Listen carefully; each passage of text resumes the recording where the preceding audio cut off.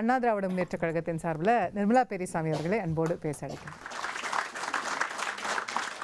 சென்ற வார இறுதி 13ஆம் தேதி என்று நினைக்கிறேன், வெள்ளிக்கிழமை காலை எழுந்த உடனே வாட்ஸ்அப் எல்லாம் பார்த்தா திடீரென்று 5000 ரூபா போட்டாங்க. 5000 ரூபா போட்டாங்க.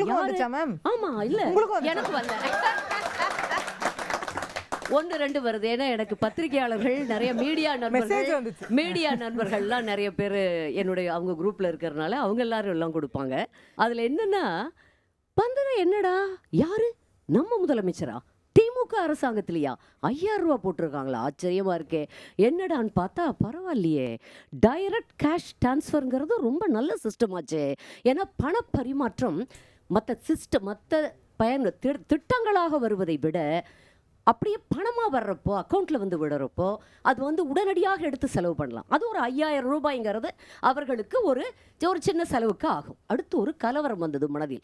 எதுக்கு இருக்கிற திட்டத்துக்கு இருக்கிற பணத்தை எடுத்துக்கொண்டாது இங்கே போட்டாங்க, இது நிச்சயமாக இது ஏதாவது ஒரு குழப்பம் பண்ணியிருப்பாங்களே அப்படின்னு பார்க்குறப்போ பட்டியல் இனத்தவர்களுக்கும் பிற்படுத்தப்பட்டவர்களும் குறிப்பாக மலைவாழ் பழங்குடியினருக்கு இருக்கக்கூடிய நிதியை தான் ஒவ்வொரு முறையும் இவர்கள் இப்படி டிரான்ஸ்ஃபர் பண்றாங்கன்னு கேள்விப்பட்டோம். அது சென்ட்ரல் கவர்மெண்ட் ஃபண்டாங்கிறது எனக்கு தெரியாது. சரி, அந்த பதைபதைப்பு அடங்கிறதுக்குள்ள சிஎம் ஸ்டாலின் அவர்கள் ஒரு வீடியோக்கான பதைபதைப்பா இல்ல ஓட்டுக்கான பதைபதைப்பு எங்களுக்கு அதைத்தான் சொல்ல வர்றேன், கொஞ்சம் பொறுமையா இருக்கணும். அன்பு தங்கை அசோகா, தம்பிகளெல்லாம் விட நீங்க பேசுறீங்க. இதில் என்னடா திடீர்னு இப்படி ஒரு 3000 + 2000 இப்படி கோடை காலம் என்னவென்று நினைத்து கொண்டிருக்கிறார். நம்ம எல்லாம் எம் பெண்களையும் மற்றவர்களையும் தமிழ்நாட்டு வாக்காளர் பெருமக்களை எல்லாம் என்னவென்று நினைத்து கொண்டிருக்கிறார்கள். இவர்கள் எலெக்ஷனுக்கு கூப்பிடு தூரத்தில் இருக்கிறது. அப்ப நீங்க கொடுக்குறீங்கன்னா அப்பட்டமாக இது வாக்காளர்களுக்கு கொடுக்கக்கூடிய உஷாரா கொடுக்குறாங்களாம். ஏன்னா அவங்க அங்க 10,000 கொடுத்தாங்களாம், அதை இங்க நிதிஷ்குமார் கொடுத்தார் 10,000 ரூபாய். அது 10,000 ரூபாய் நிதிஷ்குமார் கொடுத்தாரு. ஆமா, இருங்க என்ன நிதிஷ்குமார் கொடுத்தார், அதைத்தான் சொல்றோம். அவருக்கு 16,500 கோடி ரூபாய் என்னமோ அவர்களுக்கு மத்திய அரசு வழங்குச்சு. அதுல இருந்து எடுத்து அவர் கொடுத்தார். அது இப்போ அதெல்லாம் 2000 ரூபாய் கொடுத்தாலும் மத்திய அரசு வழங்கும். இல்ல, மத்திய அரசு இல்ல, இது சிரிக்கக்கூடிய விஷயம் அல்ல. 2000 ரூபாய் கொடுப்பதென்பது மத்திய அரசாங்கம் நமக்கு வழங்க வேண்டிய நிதியை வழங்கி கொண்டுதான் இருக்கிறது என்பதை ஆணித்தரமாக நான் சொல்கிறேன். நான் இன்னும் அந்த 5000 ரூபாயை மேட்டரையே விடல. அதுதான் கோர் சப்ஜெக்ட். அதை இன்னும் பேச வேண்டியது இருக்கு. 27 மாதங்கள் கழித்து 28வது மாதம்தான் ஒரு 40 லட்சம் பேருக்கு தகுதி உள்ளவர்கள் தகுதி இல்லாதவர்கள் பிரித்து கொடுத்தீங்க.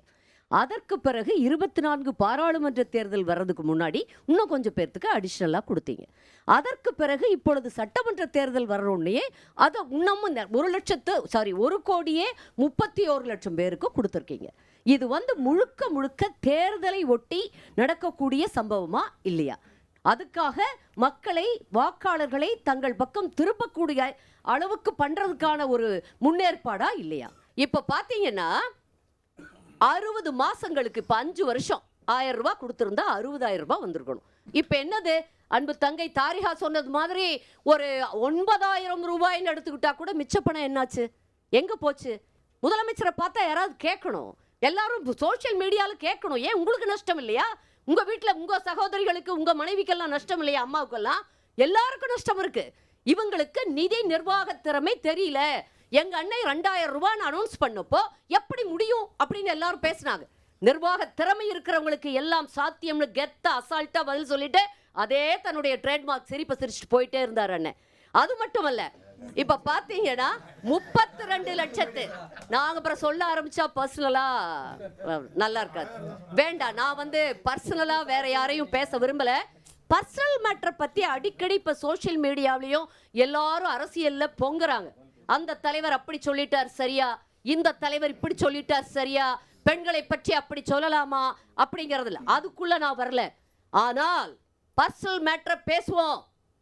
எப்போ நீங்கள் எங்களை ஆள வரும் முதலமைச்சராக ஆக வேண்டும் என்று சொன்னால் நிச்சயமாக கேள்வி கேட்போம். அதை எப்படி கேட்காம இருக்க முடியும்? நீங்க ஒரு நடிகராக மட்டும் இருந்தீங்கன்னா நாங்க கண்டுக்கவே மாட்டோம், கை தட்டிட்டு போயிருவோம். நல்லா டான்ஸ் ஆடுறீங்கப்பா சூப்பர் அப்படின்னு கை தட்டிட்டு போயிருவோம்.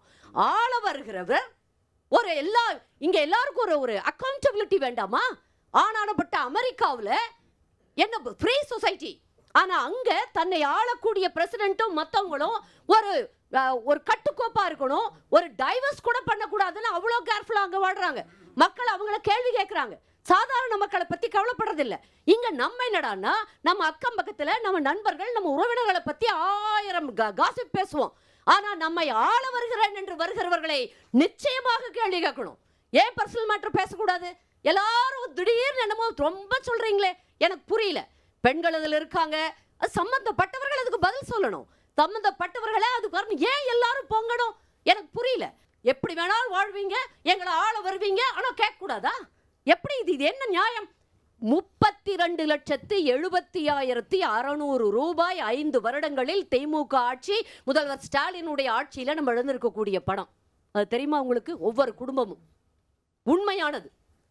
ஃபுல்லாக போட்டு பால் விலை உயர்வு, மின்கட்டண உயர்வு, அதுக்கு எண்ணெய் விலை உயர்வு, சர்க்கரை விலை உயர்வு, பருப்பு விலை உயர்வு, வரி உயர்வுகள், வரியில குப்பைக்கு கூட வரி போட்டிருக்காருங்க உங்க தலைவர்.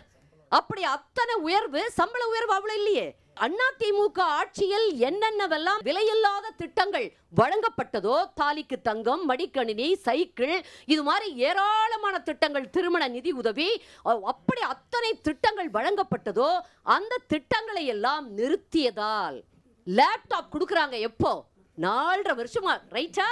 நான் கேட்கிறேன் எல்லாத்தையும் இங்க இருக்கிறவங்கள, ரைட்டா? அது 4.5 வருடங்கள் பேசாம இருந்துட்டு அதுவும் யாருக்கு கொடுக்குறாங்க?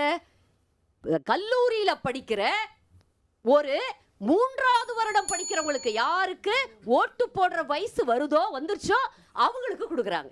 இது சரியா? மாதம் ஒரு முறை மின் கட்டணம்னு சொன்னது கூட மாத்த முடியல அவங்கனால. 2 மாதம் அதை மாத்தல.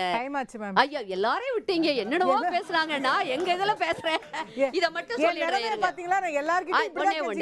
5.5 இத பாத்துங்க. 5.5 லட்சம் இளைஞர்களுக்கு வேலை வாய்ப்பு தேவைப்படுது. 3 லட்சம் பேருக்காவது கண்டிப்பா கொடுத்துருவோம். நாங்க எவ்வளவு பேர் கொடுத்தாங்க தெரியுமா? 38,684 பேர் கொடுத்துருக்காங்கம்மா. வருஷத்துக்கு 10,000 பேர் கூட வேலை கொடுக்க முடியல. அப்புறம் என்ன பெரிய ஆட்சி நடத்துறீங்க? பெரிய பேசுறது. இப்ப கொஞ்ச நாளமா ஒரு நரேட்டிவ் செட் பண்றாங்க. இங்க அதிமுகவை கொள்கை அளவுல எதிர்க்க முடியல, அவங்களுக்கு கெட்ட பேர் இல்ல, ஆனா எடப்பாடியார எதிர்க்க முடியலன்னு இப்ப பிஜேபி கூட இங்க இருக்கிறத விட்டுட்டு பறக்கிறத பிடிக்கிறது. எதுக்கெடு? திமுகவும் பிஜேபிக்கு எதிரா. பிஜேபி இங்க கெடுத்துருமா? அதெல்லாம் எங்க அண்ணன் பாத்துக்குவார். பிஜேபி எப்படிங்கிறத, பிஜேபிய ஒரு தோழமையாக அவர்கள் எங்களுக்கு எந்த விதமான ஒரு நிர்பந்தங்களை எல்லாம் பிஜேபி கொடுக்கல. உங்களுக்கு தான் காங்கிரஸ் கொடுக்குது. உங்களுக்கு தான் காங்கிரஸ் ஆட்சியில பங்கு வேணும். இன்னைக்கு என்னென்னவெல்லாம் வார்த்தை போர். மாணிக்கம் தாக்கூர் வேற ஒருத்தரா தான் இந்நேரம் காங்கிரஸோட ஒட்டு வேணாம், உறவு வேணாம் விட்டுட்டு போயிருப்பீங்க. இன்னும் காங்கிரஸ் விட்டாம பிடிச்சிட்டு இருக்காங்களே.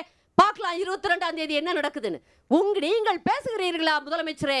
மானம் மரியாதை பத்தி இந்நேரம் விட்டுருக்கணும். ஏன் விடல? ஏன் காங்கிரஸோட உங்களுக்கு அப்படி தேவைப்படுது?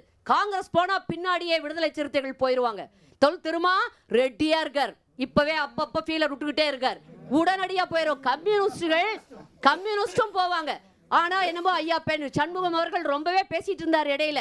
ஆனா திடீர்னு அவருக்கு மனசாட்சி உறுத்தி கொஞ்சம் எதிரிட்டா இன்னைக்கு அதான் எல்லாரும் ரெடி ஆயிட்டாங்க. என்னவெல்லாம் பேசுறீங்க? இந்த ஒரு கருத்தை மட்டும் சொல்லி விடுகிறேன். என்னவெல்லாம் பேசுறீங்க? எங்கள் எடப்பாடியாரை, எங்கள் அதிமுக ஆட்சியை இவ்வளவு சீக்கிரம் முடிய போது நீங்க நடத்தி காட்டணும். அடுத்து 1 வருஷத்துக்கு முன்னாடியே அதிமுக வசைந்துவார் இல்ல, யாருமே கூட்டணிக்கு வரலன்னு பேசுனீங்க. அட உரிய நேரத்துல பண்ணுவப்பா, இருங்கப்பான்னு சொல்லி சொன்னாரு. அதையும் நீங்க யாரும் கேட்கல. அப்புறம் கொஞ்ச நாள் கழிச்சா 6, 7, 8 மாசத்துக்கு முன்னாடி கூட்டணிக்கு வரலைன்னாங்க. இப்ப பாருங்க எங்கள் கூட்டணி எவ்வளவு வலிமையாக இருக்கிறது. மத்தியில் ஆளும் பாரதிய ஜனதாவோடு இங்க இப்ப அத்தனை கட்சிகள் எல்லாம் வந்தாச்சு, எல்லாரும் வந்தாச்சு. அதையும் பிரிச்சு அடைச்சு உடைச்சுக்கிட்டு இருக்கிறீங்க. ஆனாலும் இன்னும் சில கட்சிகள் வரும் என்று எங்கள் எடப்பாடியார் சொல்லி இருக்கிறார். எங்கள் அண்ணன் நிச்சயமாக வரும். நிச்சயமாக அனைத்திந்திய அண்ணா திராவிட முன்னேற்ற கழகம் பாரதிய ஜனதா மற்றும் உள்ள கட்சிகளோடு மிகப்பெரிய கூட்டணியை அமைத்துக் கொண்டிருக்கிறது. மிகப்பெரிய வெற்றியை பெறும். மக்களுக்கான நல திட்டங்களை முன்பு கொடுத்ததை போலவே தொடர்ந்து கொடுக்கும். எங்கள் அண்ணன் எடப்பாடியாரே தமிழ்நாட்டின் அடுத்த முதலமைச்சர். முதல்வர் ஸ்டாலினுடைய கனவு கொஞ்சமும் நனவாகாது. நன்றி, வணக்கம்.